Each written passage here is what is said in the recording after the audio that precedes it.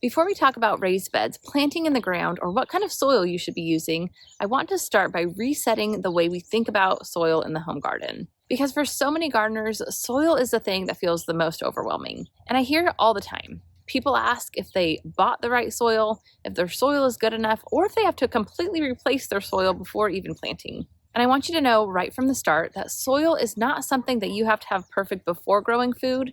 It is something that you build on over time. In the home garden, soil doesn't need to be fancy, it doesn't need to be expensive, it doesn't have to be this mix of all of these ingredients that you have to perfectly measure out. It just needs to be something that is alive and cared for over time. And today I'm going to show you what I do here in my garden, explain why it works, and show you why you don't have to overcomplicate this in order to have success in the garden. Whether you're gardening in raised beds, growing directly in the ground, or a combination of both, the foundation is the same. And so we're going to go over simple soil strategies that work with nature instead of fighting against it, and how to build soil that actually gets better season after season. So now let me show you exactly what I use to fill these raised beds, because it is probably the question that I get asked about most often. And in fact, these beds were actually just recently filled at the time of filming this video, and the base of what's in them is really simple.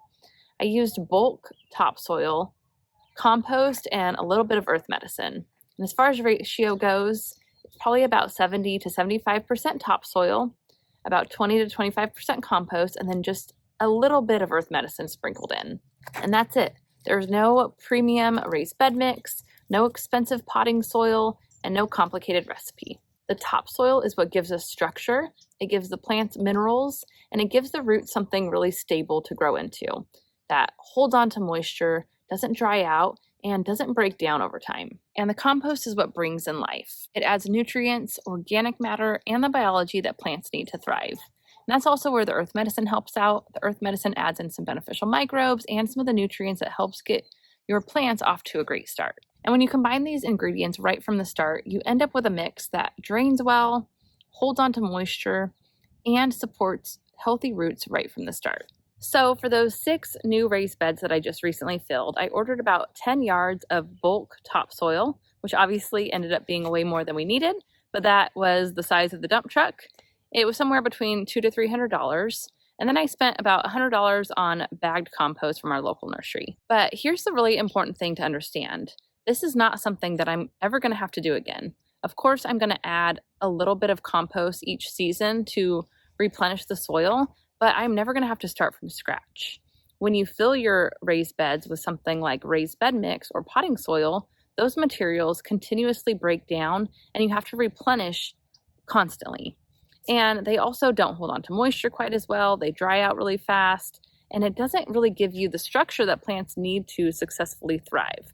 So even with the cost that I had, we'll say about $300, because obviously there's a lot of leftover. So I could have had way more raised beds and still had plenty of soil to fill them. That is really cheap for a one-time cost, in my opinion. I know just a few bags of potting soil quickly adds up to $100. The nice potting soil that I buy at our local nursery, I believe, cost me about $30, and that doesn't get you very far. So when you think about the cost of doing this in bulk and only having to do it basically once, it's a really cost-effective way. So this soil here is the foundation. From here on out, I'll be maintaining it, feeding it, adding nutrients, and letting it improve over time the longer plants grow in it. And one of the biggest mindset shifts I want you to take away from today is that filling raised beds is not a yearly expense, it is just a starting point. And this is where I want to clear up one of the biggest misconceptions when it comes to the home garden. A lot of people are afraid that their soil is going to get used up or depleted if they grow in the same space season after season. And that idea mostly comes from large-scale commercial farming, because at that level, farmers are growing hundreds, if not thousands of acres, often of the same crop year after year. And they typically rely on synthetic fertilizers and chemical sprays, and those systems strip away life from the soil. And as that biology leaves the soil, you have to constantly feed the soil from the outside. There's nothing left in the soil to feed plants. But a home garden is completely different.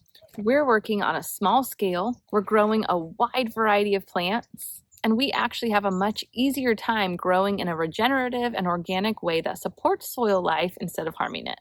Because when you feed and protect the biology in your soil, something really interesting happens. Your soil doesn't get worse, it only gets better. Season after season, the structure improves, water retention improves, and nutrients becomes more available to your plants. In fact, in the home garden, the more plants you grow and the wider variety of plants that you have growing at once, the better your soil often becomes. When gardening is done this way, it doesn't deplete the soil, it rebuilds it. One of the biggest reasons soil improves over time in the home garden is plant diversity.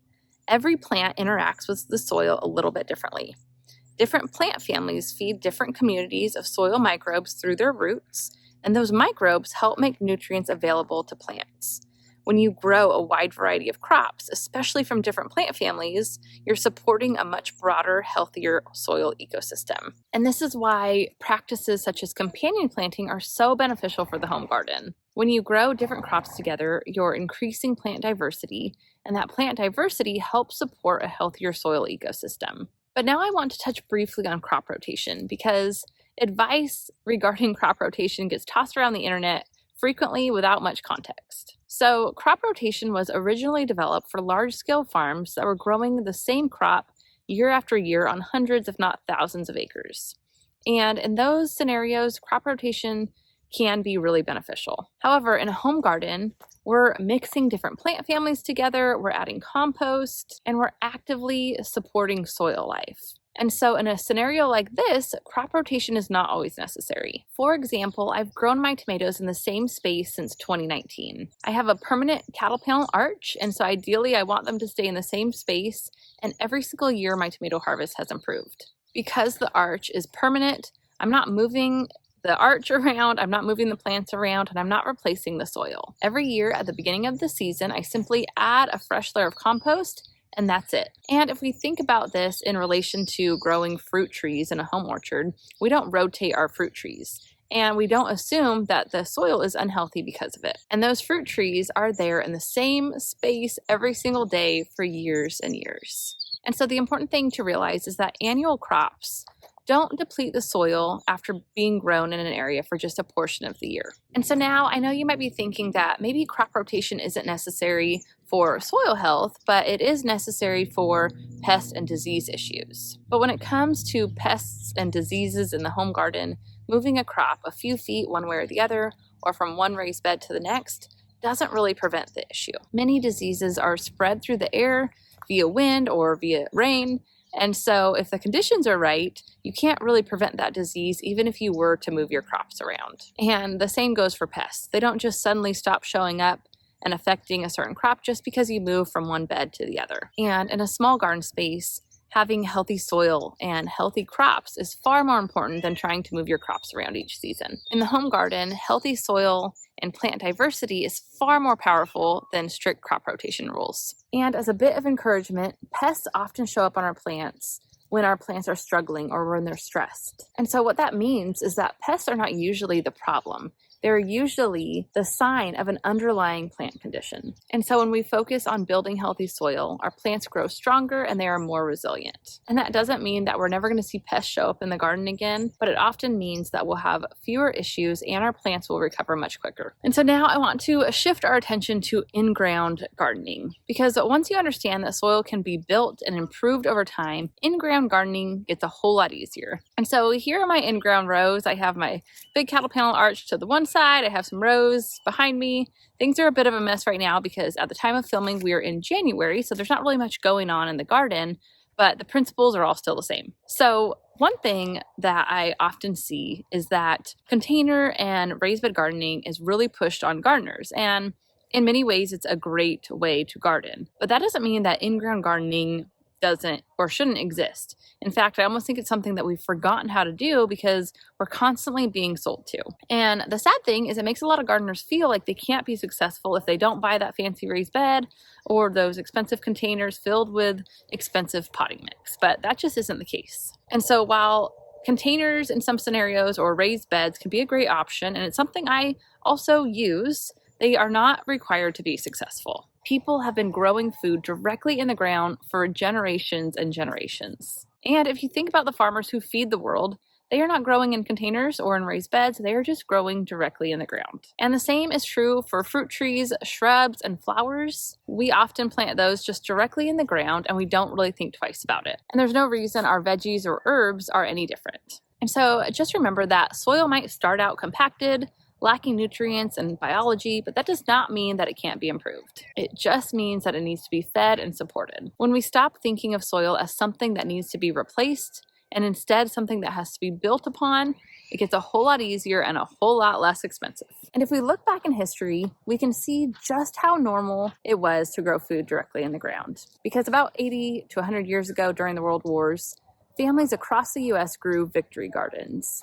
And these weren't just small, decorative container gardens. People were growing food basically wherever they had sun. They were growing them in front yards, backyards, schoolyards, and even rooftops. Growing food was seen as practical, responsible, and even patriotic. And what's important to realize is that these families were not standing in the aisle of a garden center trying to figure out what potting soil to buy. They were just using the ground that they had. They improved it, and they successfully grew food. But somewhere along the way, we started believing that gardening had to be complicated and expensive in order to be successful. But history tells us an entirely different story. Growing food has always been about using what you have, building soil over time, and trusting that nature knows how to do a lot of the work for us. When we reconnect with that mindset, gardening feels a lot more doable and also a lot more rewarding. And now I want to say something else really important that goes along with today's session, and that is do not wait to plant because your soil isn't perfect yet. Soil does not get perfect before you plant. It improves because you plant. Having living roots in the soil feeds the microbes. Microbes improve soil structure and nutrient availability, and that cycle only happens when we actually have plants growing in the ground. So start where you are and plant consistently and just watch your soil consistently improve over time. And remember that it's not about quick fixes or trying to force results. Building healthy soil is a work in progress and it takes time, but it is well worth the effort. And as time goes on and your soil improves, gardening only gets easier.